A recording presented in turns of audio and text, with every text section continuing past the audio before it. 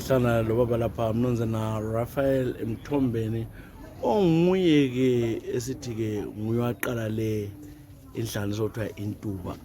Baba Mthombeni akusitshele ngeIntuba kwana iIntuba kuyi iIntuba baba Sibanda yi-organization nje eqalise nje mahlayana. Iqalise kuliphupho, iphupho lakhona nantu iphupho. So kubonakala sibili iphupho selisiba liphupho eliphumelelayo. Iqalise ngo-2007 yaqhubeka injalo yeza lapho sibili ebonakale khona ukuthi isingathi yahlambuluka bekusokungu-2013. iIntuba iyi-organization encedisa izakhamizi ikakhulu lezi ezisemaphandleni ezilemhlabathi emincinyane esingathi thina ngesilungu i-smallholder farmers.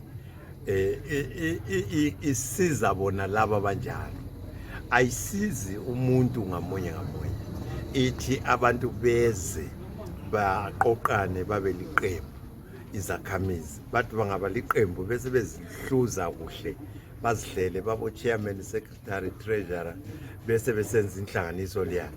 Bangenza inhlanganiso liyana bese bebiza ioffice le njengoba silapha eofficeini, abe office bese besiyabenzela lokho sithi i-workshop, bebafundisa ukuthi imbheda le esithi thina i-raised beds le drip irrigation system yenziwa njani. Bangabenzela khonokho abantu laba babe seberejistile ngaphansi kweIntuba, sebemelele ukuthi bagejelwe umgodi. Kusiya ngokuthi benza ngokukhuthala okunganani, ngoba singeke siphongebhela abantu bonke, sigebhela labo esibonayo ukuthi laba sebeswela amanzi kuphela.